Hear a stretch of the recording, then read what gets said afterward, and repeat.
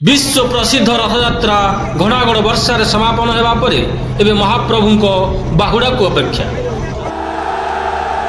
छाड़ी वर्षार तांडव बढ़ी श्रद्धालु भिड़ बड़दाण्ड भक्तों समागम सांगकू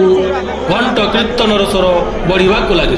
पुणी महाप्रभु जन्मवेदी गुंडीचा मंदिर छाड़ी श्रीमंदिर अभिमुखे बाहुड़ी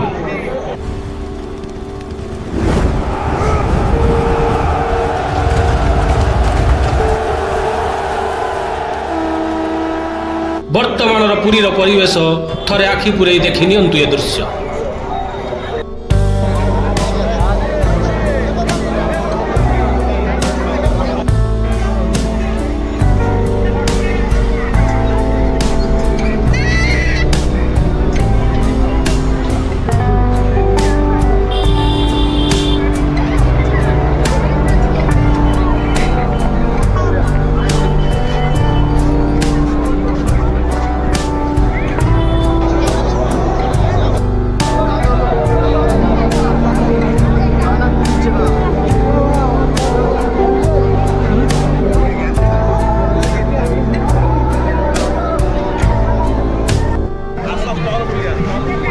निर्मल श्रद्धालुं भिड़ ठाए ठाए अन्नछत्र जलछत्र खोली जो भक्तर भिड़ आनंद बजार कथा कहले न सरे मुठाए अन्न डालमा महाप्रसाद को बहुमूल्य बिक्री करुँच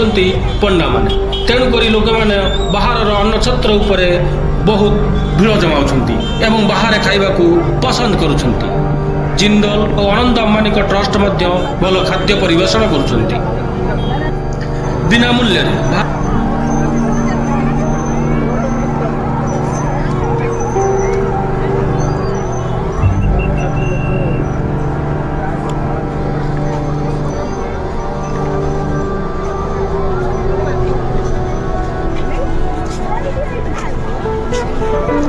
बिना मूल्य भात डालमा खटा सांग को मिठा श्रद्धालु को मिलूँ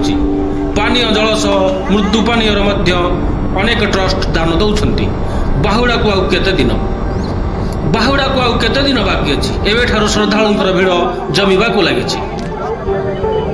श्रीमंदिर बड़दाण्ड ठारू माउसीमा मंदिर पर्यंतर भक्तर भिड़ नंदी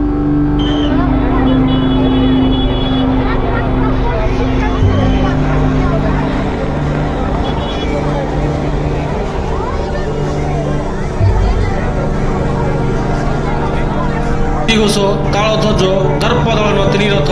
बड़दाण्ड दंडायमान महाप्रभु पक्ष केवे बाहुड़े महाप्रभु समय निर्घंट पुणी श्रीमंदिर को महाप्रभु फेरी जाति धर्म वर्ण निर्विशेष यह एभली एक पर्व जोठी महाप्रभु श्रीमंदिर बाहरी आसी समस्त वर्ग लोक दर्शन देते जहाँ बाहुड़ा यात्रा कहुए महाप्रभु रथ दे बाहुड़ी जाई रथ उपर सुनावेश होई पुणी नीलाद्री विजय करती यह तार लीला नुह तो आउ कौन तीर्थक्षेत्र पुरुषोत्तम पुरी रे महाप्रभु बड़ ठाकुर जगन्नाथ को दर्शन कले अनेक जन्मर पाप क्षय करें पाप क्षय होता है शरधा बाली रे पड़ी जाई गड़ी जाई भक्त निवेदन करें महाप्रभु हे प्रभु ये जन्म को मोर सार्थक कर हे प्रभु ये जन्म को मोर सार्थक कर मो जीवन धन्य हो जाओ प्रभु मो जीवन धन्य हो जाओ गोटे कथा अनेक दुखदायक जेतिकी मंदिर रे भिड़ जमु ना ताठू अधिक जोता स्टाण्ड बा चपल स्टाण्ड रे भिड़ जमुची देखंतु किभली भिड़ ए जोता स्टाण्ड एवं चपल स्टाण्ड कईटा दिन पर महाप्रभु श्रीमंदिर को बाहुड़ी तापर ये काऊ उड़े नहीं तो कौन जय जगन्नाथ।